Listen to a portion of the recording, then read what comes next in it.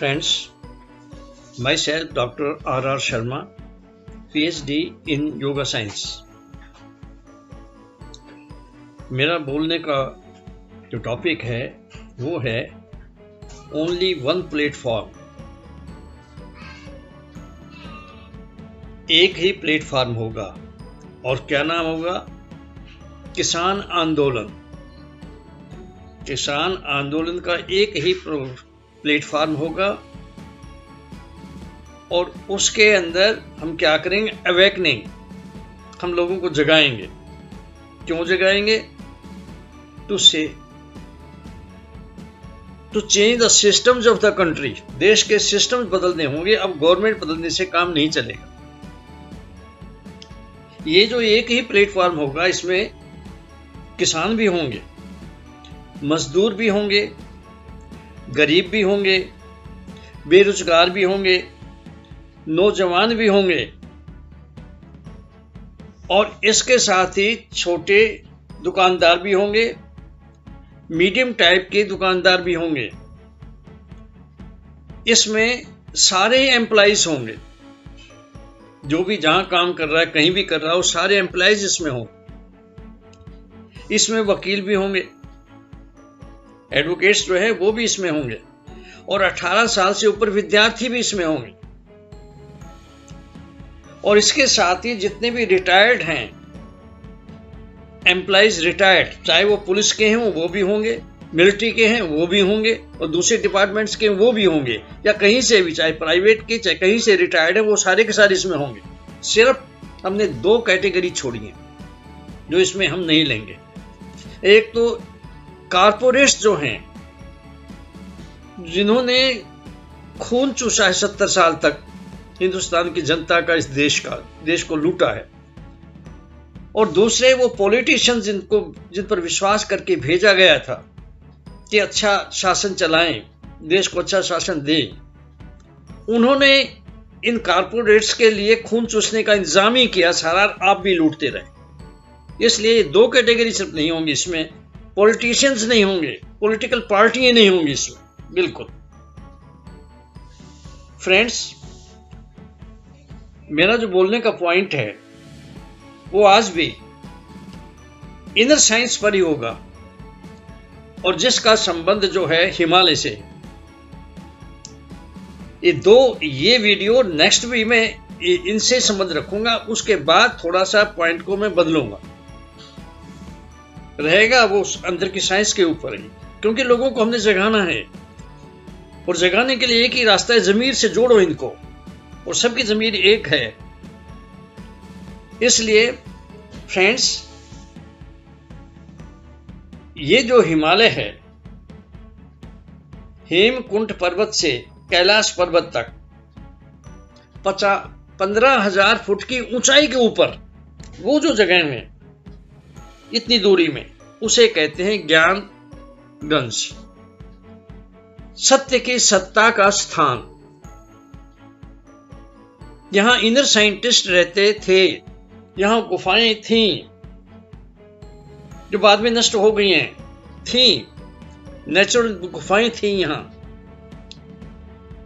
और उन सभी ने इनर साइंटिस्टों के एक महासंसद थी, ग्रेट पार्लियामेंट इनर साइंटिस्ट की। उनकी जो खास जगह थी वो थी कैलाश पर्वत की तरफ, कैलाश पर्वत के पास।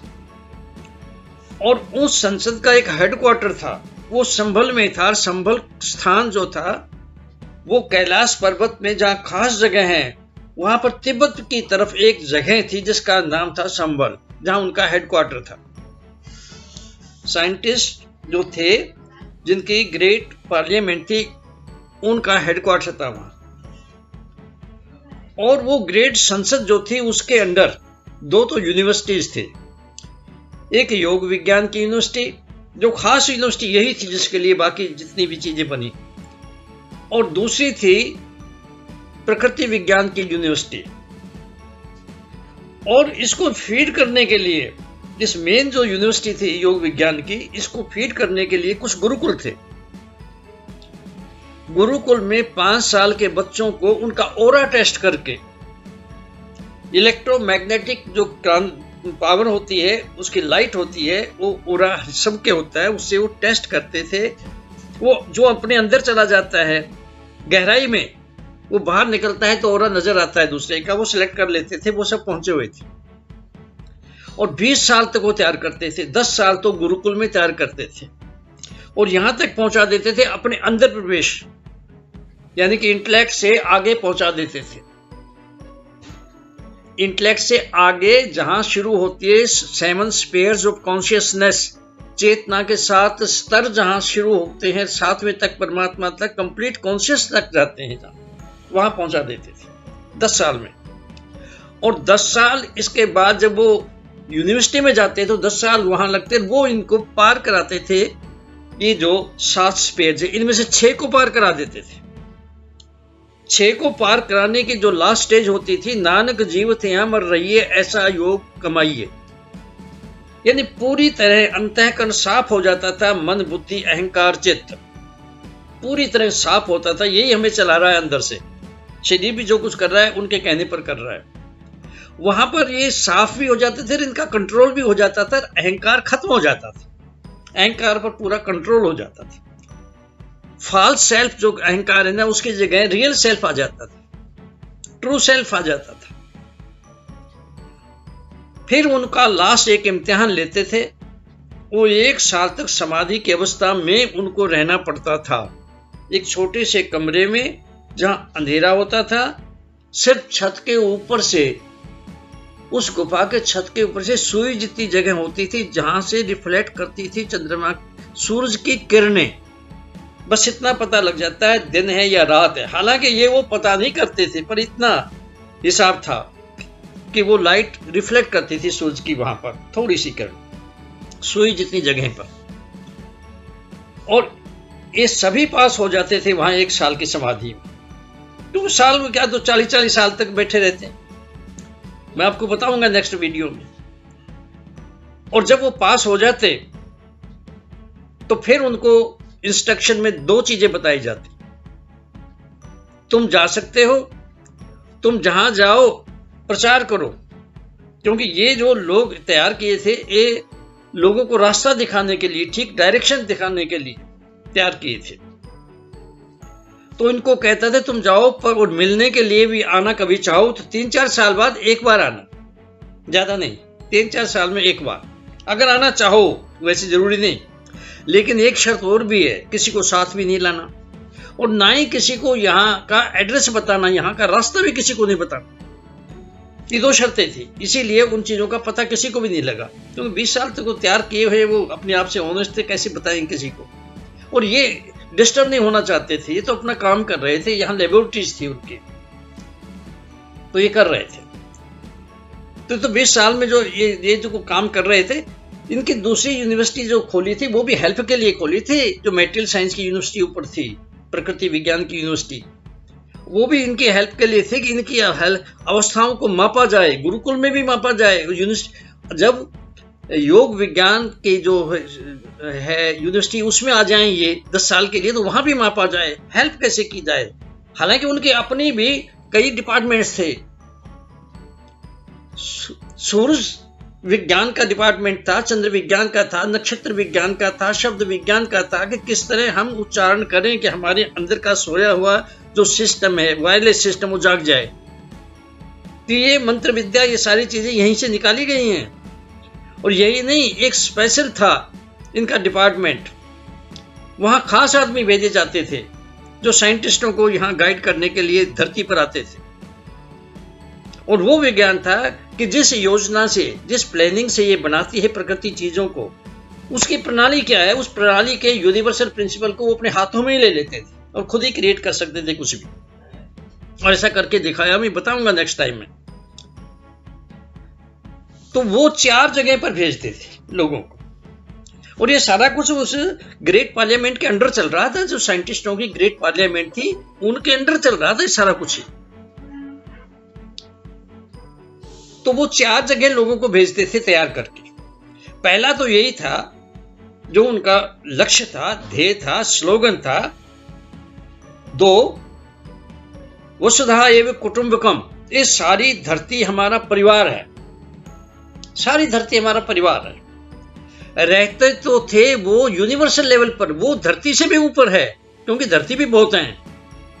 वो यूनिवर्सल लेवल का तो मतलब सब कुछ आ गया उसमें, तो या तो यूनिवर्सल लेवल पर प्रकृति है या परमात्मा है, या तुम जा सकते हो उस लेवल के ऊपर, अपनी तुम्हारी कंप्लीटनेस है वहां। तो वहां पर क्या था, इनको तैयार करके भेजते थे कि वसुधा एव कुटुंबकम, कि इनकी सोच ऐसे हो कि सारी धरती ही हमारा परिवार है। अब ये नहीं कहते थे हिंदुत्व, क्या हम हिंदू हैं और ये इसको फैला दे, अरे सारा अपना ही तो है। तो सारी धरती परिवार, सर्वे भवन्तु सुखिनः, और सभी सुखी रहें, सर्वत का भला हो, बस इसके ऊपर चलाना था। ये मेन चीज ये थी जिसके लिए वो 20 साल तक ट्रेनिंग देके तैयार करते थे इनर साइंटिस्ट, इसीलिए करते थे। फिर भेजते थे, वो नीचे आते थे, लोगों को डायरेक्शन देते थे ठीक अगर गलत हो तो, और फिर गाइड करते थे। जगह जगह, गांव-गांव, शहरों में वो जाते थे, और कई जो थे वो एक जगह पर अपना आश्रम बना करके उस एक बड़ा सेंटर बना देते थे कि लोग उनके पास आए, सीख करके जाएं। और बाद में तो विदेशों में भी भेजने लग गए थे, वे विदेशों में भी भेजने लग गए थे बाद में। तो पहले तो हिंदुस्तान में ही नीचे भेजते थे, नीचे धरती का मतलब उनका था हिंदुस्तान। तो एक तो वो नीचे इसी पर्पज के लिए भेजते थे कि उनको ठीक गाइड किया जाए, ठीक डायरेक्शन दी जाए, और सर्वे भवन्तु सुखिनः वसुधा एव कुटुंबकम, इस चीज पर चलाया जाए कि सारी धरती हमारा परिवार है और सभी सुखी रहें, इस पर चलाया जाए प्रैक्टिकल रूप में। और ऐसे ही वो तैयार करके आदमियों को भेजते थे। दूसरा जो था उनका, जिनको भेजा जाता था, वो था, यहां तो भेजते रहते थे, फिर जो ऊपर के रह जाते थे, जिनका ओरा वो स्ट्रांग होता था बाकियों से भी, उन कुछ लोगों को ऊपर रख लेते थे ताकि आगे एक्सपेरिमेंट करें। यहां तक तो जहां पहुंचाया है कि साइकी के ऊपर अंतःकरण पर कंट्रोल हो गया, साफ भी हो गया, कंट्रोल भी हो गया। इसके आगे का 7वां है, एक स्पेयर और बचा है जो कंप्लीटनेस तक जाता है, तो उस पर एक्सपेरिमेंट किया जाए, उस अवस्था में कैसे आदमियों को ज्यादा ले जाया जा सकता है, क्या क्या रुकावटें आती है देखा जाए। और फिर दूसरा, उन आदमियों पर ये तो एक्सपेरिमेंट किए जाए, उनकी हेल्प ली जाए, क्योंकि वहां पर यूनिवर्सिटी चल रही थी, वहां गुरुकुल चल रहे थे, उनमें भी उनकी हेल्प ली जाए। इसलिए कुछ एक को रखते थे जिनका वो बहुत ही ज्यादा स्ट्रांग होता था, जिनकी टेंडेंसी 7वें आकाश में जाने की होती थी, सिर्फ उनको रखते थे, दूसरे को नहीं। और तीसरा जो था, जहां भेजते थे, और ये भेजते थे ग्रेट पार्लियामेंट जो उनकी थी इनर साइंटिस्टों की, वो फैसला करती थी कहां भेजना है। यहां जो यूनिवर्सिटी चल रही थी उसमें भी जो हो रहा था वही फैसला करती थी। तो जब जुल्म होते थे धरती पर, धरती का मतलब हिमालय से नीचे भारत में, जब जुल्म होते थे धरती के ऊपर, तब वो अवतार भेजते थे ऊपर से, एक महान आत्मा को भेजते थे ऊपर से। उस महान आत्मा की सिलेक्शन करते थी ये ग्रेट पार्लियामेंट। कैसे करते थे? जो ऊपर रह गए हैं, जिनका ज्यादा स्ट्रांग हो रहा है, उनमें से एक को चुनते थे, और उसमें काफी पावर होती थी। पर वो पावर कम थी, नीचे आके सब कुछ जो गलत हो रहा था, जुल्म हो रहे थे, वहां पर अपोजिट प्रवाह में चलना, बहना, उन लोगों को उठाना, जगाना, और फिर सारे प्रवाह को ही बदलना, ये आसान काम नहीं था। इसके लिए ज्यादा पावर की जरूरत थी। जितनी पावर उनके पास ऊपर थी, तो वो जो वातावरण था उसमें तो वो काफी थी, वो बहुत थी वो, लेकिन यहां ज्यादा चाहिए थी। इसलिए वो क्या करते थे, शक्ति ज्यादा प्राप्त करने के लिए एक साधना कराते थे, एक साधना कराते थे शिवा की, शिव की नहीं, शिवा की। देखिए, ज्ञानगंज जो मैंने इलाका बताया, 15,000 फुट की ऊंचाई पर, एक तरफ तो हेमकुंड साहब है, हेमकुंड पर्वत है, दूसरी तरफ कैलाश पर्वत। कैलाश जो है वो शिव का स्थान माना गया। वहां वो लोग जाते हैं जिनको कंप्लीट पीस ऑफ माइंड चाहिए, कंप्लीट काश। लेकिन शक्ति का स्थान वो नहीं है, शक्ति का हेमकुंड, हेमकुंड पर्वत है, वो शक्ति का स्थान, शक्ति वहां चाहिए। वो शिवा है, शिवा से शक्ति मिलेगी और शिव से शांति मिलेगी। तो क्या ये दो अलग अलग थे? नहीं, ये दो अलग नहीं थे, एक ही चीज थी, पर स्थान अलग अलग थे, क्योंकि वातावरण अलग अलग थे। पर्पज अलग अलग थे। जैसे मैं हूं, भाई मैं हूं तो एक ही ना, पर मैं एक्सपर्ट हूं म्यूजिक में, तो मैं कैलाश पर्वत का वातावरण देखता हूं, ठीक है, यहां अपना एक इंस्टीट्यूट म्यूजिक का, संगीत का खोल लेता हूं। तो मुझे संगीतकार कहेंगे ना, जो सीखने आएंगे, जिस पर्पज से आएंगे तो सीखने के लिए आएंगे, तो मुझे कहेंगे ना एक संगीतकार है, तो संगीतकार से सीख रहे हैं ये कहेंगे ना। लेकिन मैं तो तीरंदाज भी हूं, और तीरंदाजी के लिए एक वातावरण और चाहिए, वो मैं हेमकुंड साहब में रख लेता हूं। अब वहां पर जो मेरा फैलाव है, जो मैंने सिखाना है तीरंदाजी के हिसाब से सिखाना है, मैं एक्सपर्ट हूं उसमें, तो वहां पर जो आएंगे वो तीरंदाजी सीखने के लिए आएंगे, तो वो तो मेरे से तीरंदाजी सीखने के लिए आएंगे ना, और उस जगह पर आएंगे, और मुझसे, जो कि मैं एक्सपर्ट हूं तीरंदाजी में, जो मैं एक्सपर्ट हूं मुझसे सीखने के लिए आएंगे। तो लेकिन मैं तो एक ही हूं, चाहे वो संगीत सिखा रहा हूं, चाहे वो सिखा रहा हूं। इसी तरह शिव और शक्ति अलग नहीं है, शिव और शिवा अलग नहीं है, चीज तो एक ही है, प्रकृति और परमात्मा, ये दोनों यूनिवर्सल है, तो इनके बीच में कोई भी नहीं है, ये तो सब जगह है ये, और सब चीजों में ये है, हमारे अंदर में भी, हर आदमी में औरत है, औरत में आदमी है, हर एक में दोनों दोनों दोनों चीजें हैं, हर एक में ही।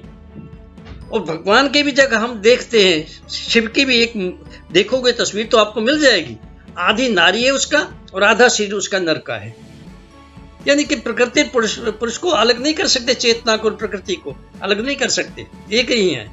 तो वो शिवा उस क्वालिटी का नाम था जहां से शक्ति प्राप्त की जाती थी, शिव की वो शक्ति जो शक्ति प्राप्त देती थी, उसकी साधना की जाती थी वहां जाके। तो वहां पर जो साधना की जाती थी, जब साधना कंप्लीट हो जाती वहां जाके, तब वहां पर उनको एक पदक, एक मेडल दिया जाता था। वो जो मेडल दिया जाता था उसी का नाम था सुदर्शन चक्र।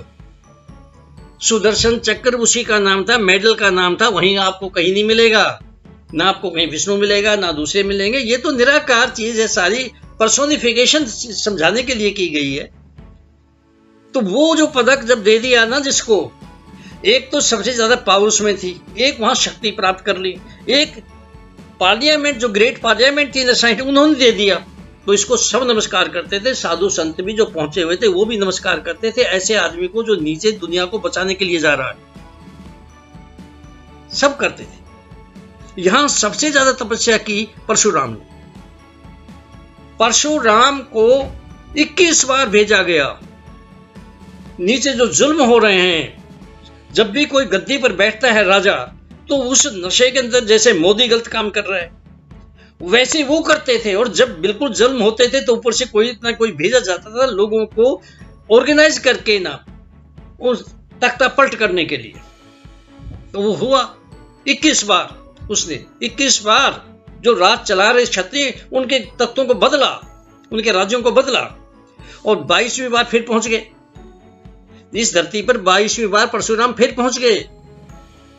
तो परशुराम 22वीं बार गए तो राम था जिससे बात हो रही थी।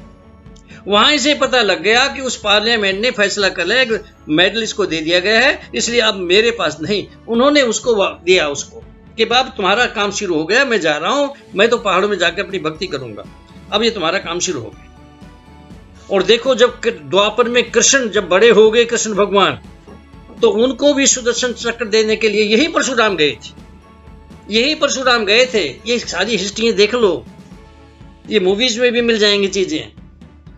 और वहां ही परशुराम जहां थे हेमकुंड पर्वत पर, वहां पर ही सीखने के लिए विद्या,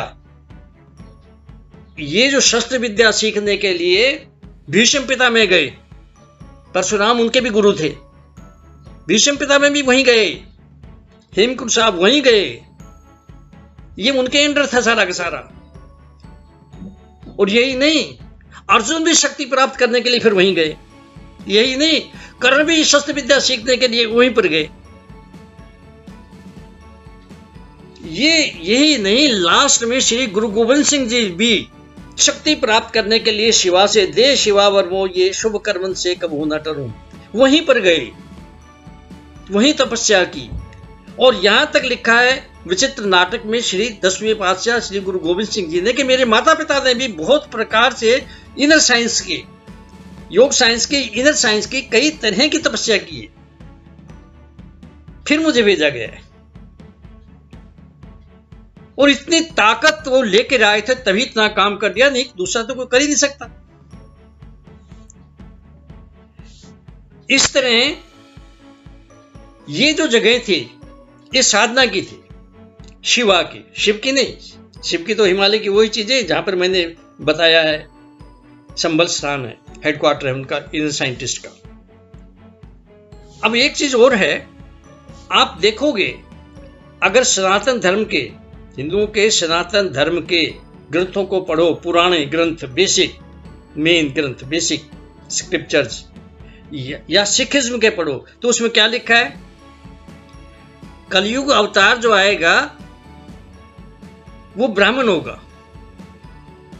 दोनों में लिखा है, और भी कहीं लिखा होगा, दोनों में तो है ना, मैंने भी देखा है, लिखा है। वो कलगी अवतार जो है वो ब्राह्मण होगा और संभल से आएगा, मतलब संभल से आएगा। तो एक तो ये है कि ब्राह्मण क्यों कह दिया? क्या ब्राह्मण जात से आएगा? क्या ब्राह्मण के उसके फैमिली में पैदा हुआ था ये? क्या उसका पिता ब्राह्मण था? नहीं। इसके लिए तुम्हें ये देखना होगा कि चीजें शुरू कहां से हुई और इसका मतलब क्या निकलता था।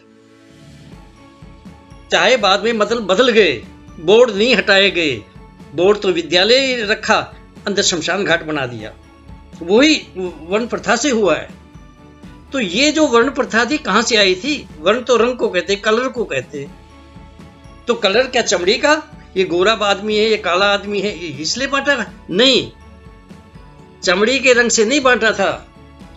हमारा जो ओरा है, इलेक्ट्रोमैग्नेटिक जो हमारी लाइट है, और वो सब में है, हर चीज में है, फूल में भी है। जो जितना सुंदर है, अच्छा है, उसमें ज्यादा बेटर होती है वो। जो बीमार है उसमें कमजोर होती है वो, है सब में। तो उसको माप लेते थे, मापदंड उस वक्त उनके पास था, क्योंकि ये वो टाइम था जब उपनिषद लिखे गए, जब शास्त्र लिखे गए, जब सब अपने अंदर जाके चीजों को निकाल रहे थे। और अंदर जाके जब बाहर आते हैं गहराई में जाके, तो सामने होता है उसका ओरा नजर आता है। इतने कितने आदमी उस वक्त होते थे, जैसे आज की साइंस में, मेटेरियल साइंस में जो तरक्की करेगी, बहुत कुछ मिल रहा है, तो उस वक्त में ये चीजें बहुत थी। उस वक्त वो टाइम था। तो वर्ण जो था, ये कलर था ओरा का। ओरा का सबसे स्ट्रॉन्ग ओरा होता है, उसका कलर होता है ब्लू,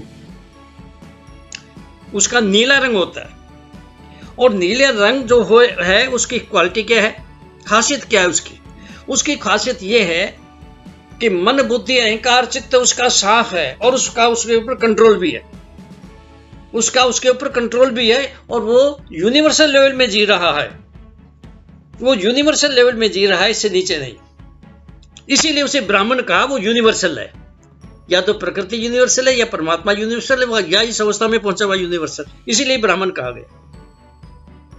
और इसके यही क्वालिटी है कि एक तो ये बिल्कुल साफ है, मन, बुद्धि, अहंकार, चित्त उनके, एक उन पर कंट्रोल भी है, और उस अवस्था को भी प्राप्त किया हुआ है। नानक जीवित यहाँ मर रही है, ऐसा योग कमाइए। अहंकार को भी मार दिया, वो खत्म हो गया, जो फॉल्स सेल्फ था, ट्रू सेल्फ आ गया उनकी जगह। और कहानियों में हम देखें तो ब्रह्मा जो है, हालांकि ब्रह्मा कहीं नहीं मिलेगा, आपको समझाने के लिए बताया है, ये सारी पर्सोनिफिकेशन है। ये तो निराकार का क्या क्या दिखाओगे? पर्सोनिफिकेशन है। तो ब्रह्मा है, उसके मुख से पैदा हुआ ब्राह्मण, ये दिखाया है। भाई मुख से क्या करते हो? बोलते हो, मुख से बोलते हो, क्या करो? विद्या दोगे। तो उन जो इस ओरे के थे, उनका ये काम रखा, यानी कि जहां से वो पैदा हुए वो उनका काम है एजुकेशन सिस्टम को चलाना, जनरेशन बढ़िया से बढ़िया निकालो। और साथ ही दूसरा काम था, जो राज चला रहे हैं उनको गाइड कर, उनका गाइड बनो, उनके गुरु बनते थे। महामंत्री नहीं, गुरु। महामंत्री नहीं, गुरु। पॉलिटिक्स में फंसते नहीं थे, गुरु बनते थे गाइड करने के लिए। ये काम थे ब्राह्मण के, और उसे ब्राह्मण कहा जाता जो ओरा हो। जन्म से कोई ताल्लुक नहीं था इनका। और उस वक्त ये साइंस में मेजरमेंट थी उनके पास ओरा को मापने की। बहुत से आदमी मिल जाया करते थे, जैसे आज मशीनें मिल जाती हैं। और इससे कम जो ओरा होता था, इससे कम जो ओरा होता था, यानी कि जो ब्लू ओरा है, नीला ओरा है, इससे कमजोर जो ओरा होता था, उसका कलर होता था पीला, येलो। उसकी क्या क्वालिटी होती थी? पहले की तो ये क्वालिटी थी कि वो कदम कदम पर अपनी कुर्बानी दे सकते थे, वह क्षण वो मर सकते थे। क्योंकि जो एक बार मर गया ना, नानक जीवित यहाँ मर रही है ऐसा योग कमाइए, वो तो क्षण क्षण मर सकता है सच्चाई के लिए। लेकिन इनमें वो चीज नहीं थी। जो दूसरा औरत था येलो, पीला, उनमें ये क्वालिटी थी, वो मर सकते थे एक बार, काज के लिए एक बार मर सकते थे, अपनी जान तक दे सकते थे एक बार, बार बार नहीं, एक बार। और ये कहां से दिखाया है ब्रह्मा ने? कहां से पैदा हुए? ब्रह्मा के बाजुओं से। और बाजुएं क्या काम करती हैं? बाजुएं रक्षा करती हैं। तो बस फिर उनको रक्षा का काम दिया गया कि तुम मिलिट्री में जाओ, तुम पुलिस फोर्सेस में जाओ, जहां रक्षा की जरूरत है वहां जाओ। उनको क्षत्रिय कहा, तुम जहां वहां जाओ। तो जिनका ओरा जो था येलो होता था, वो थे क्षत्रिय। पहले थे ब्राह्मण यूनिवर्सल लेवल के, उनके नीचे थे क्षत्रिय। और इसके भी नीचे जो ओरा था वो रेड था, लाल। अब उसकी क्या क्वालिटी थी? भाई उसकी क्वालिटी ये थी कि वो कुर्बानी नहीं दे सकते। उस कैटेगरी के, ये कैटेगरीज हैं सारी, जन्म से नहीं इसका कोई ताल्लुक, कर्म से है और पर्सनैलिटी से है। ये तीसरा जो था ना, रेड, लाल औरा, वो कुर्बानी नहीं दे सकते थे, पर एक काम कर सकते थे, जो चीज वो कहते थे वो कर देते थे। और कहां से पैदा इनको दिखाया है? ब्रह्मा के किस अंग से? पेट से। और पेट क्या करता है? हम खाते हैं और जिंदा रहने के लिए, जिंदा रहने। तो जिंदा रहने के लिए जिन चीजों की भी जरूरत है उनका इंतजाम करना, ये वैश्य बिजनेसमैन आगे, सारे इसमें, सारे बिजनेसमैन आगे इसमें, तो हर तरह के आगे ये बिजनेसमैन थे। और 10% तक ही एक फायदा ले सकते थे, कह करके लेते थे हमने सिर्फ 10% ले रहे हैं, और ऑनेस्ट थे इस चीज के ऊपर। सवा 10 नहीं लेते थे, 10 तक ही लेते थे। ये ऑनेस्ट थे, वहां इतनी ऑनेस्टी थी इनमें। ये कुर्बानी नहीं दे सकते थे, पर इतनी ऑनेस्टी थी इस ओरा में भी। इसके बाद जो ओरा था, जो बिल्कुल कमजोर था, वो अनडेवलप्ड लोग थे, जिनकी एजुकेशन नहीं हो सकी, या जो हैंडीकैप पैदा हो गए, जो माँ बाप से पैदा हुए हैंडीकैप हो गए, या तो पैदाइश में हैंडीकैप हो गए, या जो थे जिनकी डेवलपमेंट नहीं हुई, उनको ही ये शूद्र शब्द कहा गया। ये चौथी कैटेगरी थी। शूद्र तो नाम हमने बदनाम कर दिया। और ये जो कैटेगरी थी ये हेल्प कर सकती थी, बस इनकी ज्यादा डेवलपमेंट नहीं थी। इंडिपेंडेंट ये कोई बिजनेस नहीं कर सकते, ये कोई काम नहीं कर सकते, कोई ऑफिसर नहीं कर सकते। तो इन लोगों का भी तो जिंदा रहने का अधिकार, काम करने का अधिकार है ना, कुछ काम करके खाएं। तो उनको हेल्पर्स बना दिया। ये चौथी कैटेगरी जो मानी थी ना, ब्राह्मण, क्षत्रिय, वैश्य, शूद्र, ये चौथी कैटेगरी थी हेल्पर्स की।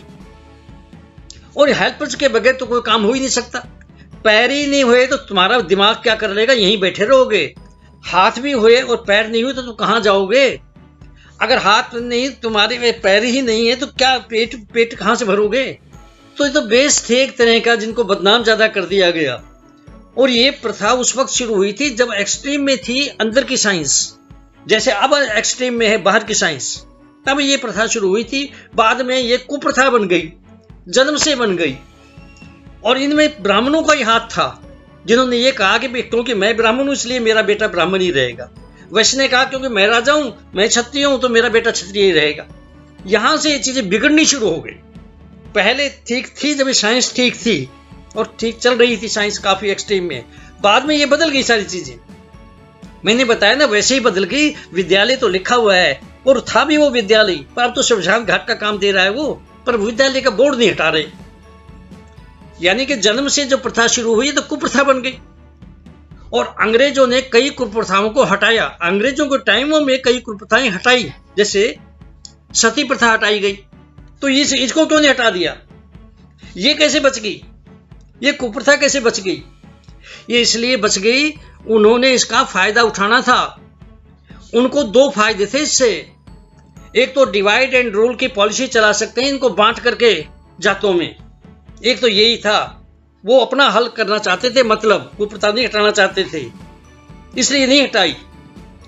और दूसरा था कि जो पैदा इससे आ रहा है, एक बाप से पैदा हुआ, दूसरा, फिर दूसरे, दूसरा, तीसरा, ये जो चीजें ट्रांसफर होती हैं, जैसे एक आदमी अपनी जायदाद ट्रांसफर करता है, उसी तरह अपनी अच्छी क्वालिटी बुरी क्वालिटी भी ट्रांसफर करता है जीन्स के थ्रू।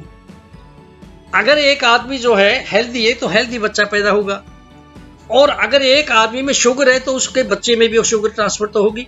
हो ना हो वो तो दूसरी बात है, वो रोक सकता है, लेकिन ट्रांसफर तो होगी। तो इसीलिए अंग्रेज सोचते थे कि हमें इससे ये भी पता लग जाएगा कि ये किस देश से आया, उसमें क्या क्या गुण थे, इसलिए खत्म नहीं की। लेकिन चलो, अंग्रेज तो बाहर से आए थे ना, हमें गुलाम बनाने के लिए, हम पर राज करने के लिए, उन्होंने तो नहीं बदली। पर 70 साल से ज्यादा हो गए जो हमने खुद चुन करके ना ऊपर नेता जो पॉलिटिकल ये भेजे हैं, इन्होंने क्यों नहीं बदली? इनको तो अच्छा राज चलाने के लिए भेजा था, इन्होंने क्यों नहीं बदली? इन्होंने भी इसीलिए नहीं बदली कि वोट बैंक है, और वोट बैंक बनाए रखना चाहते थे कि वोट बैंक बना रहे ताकि हमें वोट मिलते रहें। ये वोट बैंक बन गया, इसलिए वो भी नहीं हटाना चाहते थे। चलो, हमने मान लिया अंग्रेज नहीं हटाना चाहते थे, क्योंकि बाहर से आए थे, अपना मतलब हल कर रहे थे। और ये नेता जो थे ये भी अपना मतलब हल करने लग गए कि हमारी कुर्सी ना जाए, चाहे बर्बाद हो जाए देश, हमारी कुर्सी ना जाए। पर जो नेता दूसरे थे दलितों के, उन्होंने इसको क्यों नहीं ठीक किया? भाई, दलितों ने भी इसीलिए नहीं किया, दलितों के लीडर मायावती है, दूसरे थे, इन्होंने भी इसीलिए नहीं किया। इसीलिए नहीं किया कि हमारा वोट बैंक नहीं हुआ तो हम कहां से कुर्सी पर बैठेंगे, इसलिए इसको तो बनाए रखो। उन्होंने भी इसको बनाए रखने पर ही जोर दिया है कि ये कोटे चलते रहें, इनको लालच देते रहो। हालांकि बाबा भीमराव अंबेडकर ने खिलाफत की थी कोटे की, और कहा था कि ये कोटा सिस्टम ना लागू करो हमारे आदमियों पर, दलितों पर, नहीं तो ये कभी भी नहीं उठ सकेंगे। लेकिन वहां पर जोर दे करके ना जबरदस्ती कराया गया 10 साल के लिए, और 70 साल हो गए नहीं हटे। 100 साल हो जाए, 200, 400, 500, कभी भी नहीं हटाएंगे, क्योंकि इन्होंने तो अपना मतलब हल करना है। अरे, वो अंग्रेजों ने नहीं हटाया, उनका मतलब था ये भी बदल गए। ये नेता जो बाद में 70 साल तक भेजे, इन्होंने भी मतलब नहीं, अरे ये स्वर्ण जाति के थे इसलिए नहीं बदल, तो दलितों के लीडरों ने क्यों नहीं बदला? वो अपने राज्य में बदलते, कम से कम बदलते तो सही, वो भी नहीं बदलना चाहते। अरे उसकी तो बात छोड़ो, एक तहसील लेवल का जो है ना इनका नेता, दलितों का भी, वो भी ये कहता है ऊपर के नेता को, भाई मेरे बच्चों को जो है ना, ये तुम अच्छी सी नौकरी दे दो या ये कर दो, ये बैंक वोट बैंक को मैं संभाले रखूंगा। वो भी अपने पर्पज के लिए कर रहा है कि दूसरे कहीं आगे ना आ जाए, अपने बच्चे को चाहता है सिर्फ। और यहां तक कि अगर कोई सिलेक्ट भी हो गया, चाहे उसके 10% नंबर थे, 98% वाले को नहीं लिया और उसको ले लिया। और इसी बात के ऊपर एक बार जो मिनिस्टर थे गवर्नमेंट ऑफ इंडिया के, डॉक्टर करण सिंह ने कहा था, अगर कोटे में कोई डॉक्टर बना है और कोई कहे इससे इलाज कराओ, इंजेक्शन लगाओ, इलाज कराओ, तो मैं मरना पसंद करूंगा। भाई 98% वाले को तो छोड़ दिया, तुमने कोटे काटे बनाए, सारा सिस्टम ही तुमने तो खराब कर दिया। अनडेवलप्ड पर्सनैलिटी को ले जाके तुम डीसी बना दोगे, वो कैसे राज चलाएगा? वो तो तुम्हें वो भी करेगा, तुम गलत करवाओ तो गलती करता रहेगा वो तो ये सिस्टम इतने खराब हुआ कि हर कोई, यहां तक कि एक आदमी को जो लगा दिया नौकर, अगर वो डीसी भी बन गया तो वो सोचता है मेरा लड़का जरूर डीसी बने, बाकी कोई भी ना बने। चाहे ये सारे लीडर जो थे ना, और ये जो लगे हुए ऑफिसर थे, ये भी मिल गए पॉलिटिशियन से ही। ये भी पॉलिटिशियन, कोई भी नहीं बदलना चाहता इनको, कोई भी नहीं निकालना चाहता दलितों को बाहर, ये सारे मिले हुए हैं। और ये जो अवस्था है यहां तक पहुंच गई है कि जर्जर अवस्था हो गई है, कोई भी नहीं हटाना चाहता इनको, इनका ही खून चूस रहे हैं, यही वोट डालते हैं, इन्हीं का ये लोग खून चूस रहे हैं। अब दूसरी बात ये है कि इसको खत्म कौन करेगा? सिर्फ इनको वो कर सकते हैं जो किसान हैं, क्योंकि वो धरती पुत्र हैं, चाहे हिंदू हैं चाहे मुसलमान हैं, कुछ भी तुम उन्हें कह दो, लेकिन वो धरती पुत्र नंबर 1 है। सबसे पहले तो वो धरती पुत्र है, वो धरती पुत्र ही सिर्फ कर सकते हैं कि उन्हीं का एक प्लेटफार्म और उन्हीं को आगे भेजना पड़ेगा, दूसरा कोई रास्ता नहीं है। देखो, मैं एक बात और बता दूं कि ग्रंथों के अंदर जब एक जातों के बारे में आता है तो वहां यह भी लिखा है कि वहां जो संबल है वहां से आएगा अवतार। तो जहां ब्राह्मणों के बारे में बताया, ब्राह्मण का लड़का होगा तो ब्राह्मण जाति का हो, का मतलब ओरा उसका होगा, ऐसा नहीं कि ब्राह्मण जाति में पैदा हुआ होगा। इसी तरह यहां जो मतलब संबल का है वो हेडक्वार्टर है जो अंदर के साइंटिस्टों का हिमालय पर था, संबल स्थान पर जो 15,000 फुट की ऊंचाई से ऊपर है, जहां यूनिवर्सिटी चल रही थी योग की और मेटेरियल साइंस की, वहां था। वहां से आएगा और वहां से भेजे भी जाते थे। मैंने आपको अभी बताया कितने कितने कैसे कैसे भेजे गए, भेजे भी वहां से तैयार करके जाते थे। पर अब वो भी खत्म हो गए हैं। वो खत्म भी हमने किया। जो 5 साल के बच्चे को लेकर 20 साल तक तैयार करते थे इधर साइंटिस्ट बनाने के लिए, ताकि वो लोगों को गाइड करे, ठीक चलाएं दुनिया को, हमने बच्चे देने बंद कर दिए ऊपर। उन्हें बच्चे नहीं मिले, उनकी उम्र भी ज्यादा हो गई। और माओ से तुंग ने तिब्बत पर हमला करके कब जब उस पर नहीं किया, उनकी सारी जो थे खत्म कर दी, उनकी गुफाएं और उनके जो थे हेडक्वार्टर्स और यूनिवर्सिटियां वो सब खत्म कर दी माओ से तुंग ने। यानी 100 साल 150 साल पहले तो चल रहा था सारा कुछ वहां पर। लास्ट बैच के निकले हुए आदमी भी अब तक मर चुके हैं। अभी कुछ ही साल हुए हैं मरे हुए, 10 साल के अंदर चले गए। जिनको मैं जानता था वो भी गए। तो 125 साल समझ लो पहले वो वहां था कुछ ना कुछ। लास्ट बैच निकला था 100 साल पहले, 125 साल पहले। अब है कि वो जो जगह थी, इसीलिए हिंदुस्तान ऊपर को देखता था कि ऊपर से कोई अवतार आएगा, क्योंकि उनकी तो ड्यूटी ये थी। वो बेचारे तैयार कर, सारी जिंदगी दी हुई थी उन लोगों ने, और तैयार कर करके यहाँ पर आदमियों को भेजा करते थे। 20 साल तक वो तैयारी करते थे, यहां से आदमी लेते थे, यहां से तैयार करते थे। अब वो खत्म हो गया। अब तो सब कुछ हमें खुद करना पड़ेगा। अब कोई बाहर से नहीं हेल्प करेगा। अरे प्रकृति तो है, कंप्लीट कॉन्शियसनेस भी है, और उसी ने ये सारी चीजें बनाई है। अगर हेडक्वार्टर बनाया, इन आदमियों को जो ये साइंटिस्ट थे ये पैदा किया, इस अवस्था में पहुंचाया, तो वो तो अब भी पहुंचा सकते हैं, कहीं भी पहुंचा सकते हैं। पर वो एक सोर्स था हमारा, वो खत्म हो गया। अब हमें खुद जागना पड़ेगा। और अब अवस्था क्या है? अब अवस्था ये है कि हिंदुस्तान की सारी जनता अंधी है। हम सोचें बहुत चालाक है, चालाक नहीं है। ये तो भगवान को याद करती रहती है वो आके बचाए, और वो कभी आगे नहीं बचाया, पहले भी नहीं बचाया, अब भी ऐसे नहीं बचाएगा। बचाने वाले थे वो भी गए। ये जो है ना हिंदुस्तान की जनता, इनकी एजुकेशन इनको ठीक नहीं दी, ना अंग्रेजों ने दी, ना हमारे लीडरों ने दी, और जान के रखा कि इनको अंधा रखो, अगर ये जाग गए तो वोट नहीं पड़ेंगे हम। इसलिए एक तो बुराई की जड़ी ये रही। दूसरा, इससे भी खतरनाक हुई कि जब आजाद हो गए और हमने उन लोगों को विश्वास करके भेजा ऊपर कि अच्छा राज चलाएंगे, अच्छी एजुकेशन देंगे, अच्छे सिस्टम दे, उन्होंने भी वो काम नहीं किया, बल्कि खून ही चूसते रहे और भ्रष्ट कर दिया सब चीज को, सब चीजों को बर्बाद कर दिया, लूटते रहे। और वही नेता पॉलिटिशियंस अब भी यहां इस अवस्था में है कि सबसे बड़ा जो दुश्मन है, जो इंसानियत का दुश्मन है, जो मोदी है, जो आरएसएस है, जो सबसे बड़ी दुश्मन है इंसानियत की, यहां ये कत्लेआम कराएंगे और ये करेंगे। इनके पास लिस्टें बनी हुई हैं। ये जो है ना, ये चीज को रोकने के लिए ये कुछ नहीं कर रहे। अब भी ये सोचते हैं पहले तो हम ही जाएं। हर पार्टी का आदमी सोचता है मैं ही, मेरी ही पार्टी और मैं ही खाऊं। जब देखते हैं अपना नहीं तो सोचते हैं कि चलो मिल के खाएं, अगर अकेला नहीं खा सकते तो मिल के खाएं। देश के बारे में नहीं सोच, अब भी खाने के बारे में सोच रहे हैं। क्योंकि जो सबसे बड़ा दुश्मन है, जो आरएसएस है, जो मोदी है, उस भारतीय जनता पार्टी के खिलाफ एक क्यों नहीं खड़ा करते? एक कैंडिडेट खड़ा करो ना मुकाबले में। क्यों अलग अलग पार्टी खड़ी करके मुझको बांट रहे हो? तुम तो इनको जिताने का काम कर रहे हो, तुम अपने लालच में कर रहे हो कि कुछ तो हमारी आएंगी सीटें, उसके हिसाब से खाएंगे। ये लालच ही देश को बर्बाद कर रहा है। यहां पर ये आ गए। अब जो है 2021 में तुम देख लो जो कुछ अब हो रहा है चुनाव में, फिर हमें एक बदलना पड़ेगा, 2021 में ही बदलना पड़ेगा। और वो ये होगा, नोटा का बटन दबाओ, जो लाल बटन है नोटा का वो दबाओ। उसका मतलब होता है हम किसी को वोट नहीं देना चाहते। ये जो सब हैं ये गुंडे हैं, सब ये करप्ट हैं सब, और उसके नंबर ज्यादा आ गए तो कोई नहीं जा सकेगा आगे। नोटा का डालो, लेकिन उससे डालने से काम नहीं चलेगा। सिर्फ हमें अगर सिस्टम बदलने हैं तो इन धरती के पुत्रों को ही हमें स्टेज खड़ा करना पड़ेगा असेंबली और पार्लियामेंट के लिए, वहां भेजना पड़ेगा और इनके जरिए ही कानून बन सकते हैं। ये किसी धर्म में नहीं छिप, ये किसी जाति में नहीं, इनकी तो एक ये धरती पुत्र हैं। ये जुड़े हुए नहीं आसमान से जैसे मोदी जुड़ा हुआ है महलों से, ये जुड़े हुए हैं धरती से। यही ये काम कर सकते हैं और यही काम होगा, इनको खड़ा करना पड़ेगा।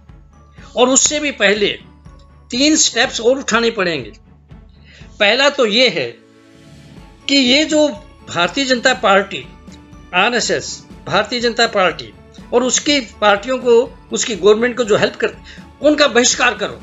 उनको मत आने दो शहरों में, गांव में आने ही मत दो, उन्हें बहिष्कार करो और सोशल बहिष्कार भी करो। रिश्ते भी तोड़ो इनसे रिश्ते भी तोड़ दो, पहला काम। दूसरा काम ये है कि जो हम चीज प्रोडक्ट खेती की भेजते हैं बाहर शहरों में मत भेजो, शहरों में मत भेजो अन्न, मत भेजो जो सब्जी, मत भेजो जो दूध।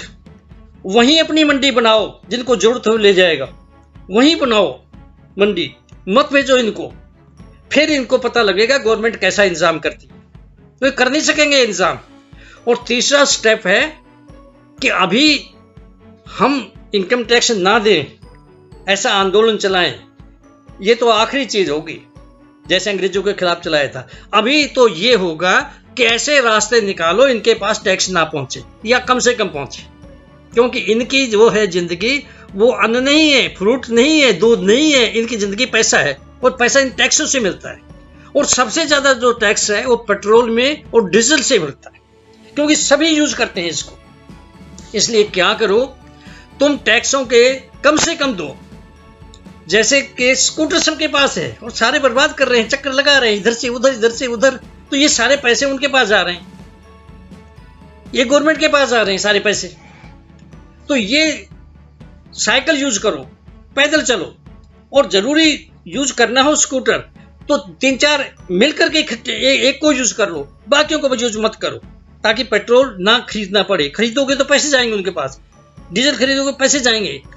कारों को हटा दो, इमरजेंसी में कार सिर्फ यूज करो, अदरवाइज बसों से जाओ, बसों से आओ। और गांवों के अंदर अगर 50 ट्रालीज हैं, ट्रैक्टर हैं 50, तो यूज 10 करो और उन 10 मिलकर के करो उसका खर्चा, और सबके लिए एक दूसरे का सहयोग लेकर के वो करो। तो क्या होगा, 80% जो रुक जाएगा इनको, जो हम पेट्रोल खर्च करते हैं, हम पेट्रोल और डीजल खर्च करते हैं, 80% जो पैसा इनका जाना बंद हो जाएगा, इनकी बाँ हो जाएगी, इंतजाम तक नहीं कर सकेंगे। जब पेट में पैसा ही नहीं जाएगा तो ये जिंदा कैसे रहेंगे। इसलिए ये काम अब हमें करने पड़ेंगे, तब जाए हिंदुस्तान अब ठीक होगा। दूसरा रास्ता नहीं है, अब पब्लिक को जागना होगा। तो ये जो प्लेटफॉर्म है, इस प्लेटफॉर्म, ये किसानों के प्लेटफॉर्म एक ही होगा, सब कुछ इसमें होगा। और एक स्ट्रेटजी बनाकर सिस्टेमेटिक वे से हमें कदम कदम पर चलना होगा और इनका मुकाबला करना होगा, क्योंकि ये बहुत खतरनाक चीज हो रही है। अगर जल्दी नहीं हटाया मोदी को, तो जितनी देर कर दी उतना ही नुकसान देश का होगा और इंसानियत का होगा, क्योंकि इन्होंने तो सब कुछ अपने हाथ में ले लिया है। इन्होंने तो मिलिट्री के ऊपर भी अपना आदमी बैठा दिया है, प्रेसिडेंट ही नहीं अपना आदमी बैठा दिया है। इन्होंने सारे बैंक को, पैसे को अपने हाथ में ले लिया है। इन्होंने तो ईडी को भी ले लिया है, सीबीआई को भी ले लिया है, इन्होंने तो सुप्रीम कोर्ट को भी ले लिया है, वो भी नहीं बचा है। अब सबको ले लिया अपने हाथ में, इलेक्शन कमीशन को भी ले लिया है।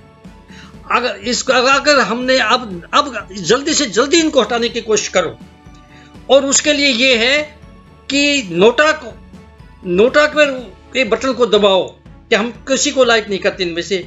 और 2021 में एंड में, 2022 के शुरू में अगर इनसे कुछ नहीं हो रहा तो किसानों को खड़ा कर दो एमएलए एमपी बनाने के लिए, और किसी कह दो एक इनको ही बस वोट देना, किसी पार्टी को नहीं देना। यहां से हमें चलना होगा और इनका खाना बंद करना होगा, ताकि कमजोर होकर अपने आप ही मर जाए। ये टैक्स जो है वो मत दो, खेती जो है उसकी चीज वहां मत भेजो, अपने ही मंडी बना लो, वहां पर असहयोग आंदोलन चलाओ, इनको आने ही मत दो। ये छोड़ के दौड़ जाएंगे, जब आने ही नहीं देगा इनको तो वहां बैठे रहेंगे। ये इनके पैसे बंद कर दो, टैक्सों के कम कर दो, फ्रेंड्स, बहुत सोच के चलना पड़ेगा, क्योंकि इन्होंने लिस्टें बनाई हुई हैं। ये तो ऑर्डर देंगे। पुलिस को मिलिट्री में एक चीज़ सिखाई हुई है कि जब ऑर्डर देता है ऑफिसर, उसे ओबे करना है। जिन्होंने ऑर्डर देना है उनको अपने हाथ में किया हुआ है, लिस्टें तैयार की हुई हैं। ये लोगों को मरवाएंगे पुलिस से, मिलिट्री से, और वो पहले तो मारेंगे अपनी नौकरी बचाने के लिए, फिर देखेंगे कि हम जिनको मार रहे हैं वो तो हमारे माई बाप चाचा ताए हैं। उसके बाद जो आग लगेगी ना, उसमें ना तो अंबानी बचेगा, ना अडानी बचेगा, ना आरएसएस बचेगी, ना भारतीय जनता पार्टी बचेगी, ना मोदी बचेगा, ना शाह बचेगा। सब कुछ फिर बदल जाएगा। पर बुरे भी उसमें जाएंगे और अच्छे भी उसमें बहुत सारे जाएंगे, क्योंकि पहले तो ये अच्छों को मारेंगे ना, फिर आग ने तो सबको भी खत्म कर देना है।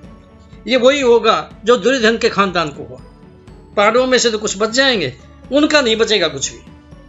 तो इस चीज से बचने के लिए आंखें खोलो, जाग जाओ, खुद सोचो, प्लानिंग करो, बुराई को रोको। फ्रेंड्स, हमारा जो है स्लोगन है वसुधा एव कुटुंबकम। ये सारी पृथ्वी हमारा परिवार है। सर्वे भवन्तु सुखिनः, सभी सुखी रहे, सर्वत्र का भला हो। फ्रेंड्स, सब्सक्राइब करो, लाइक करो, कमेंट्स करो, शेयर करो, और सारे इकट्ठे हो जाओ और जाग जाओ और जगाओ लोगों को। थैंक्स।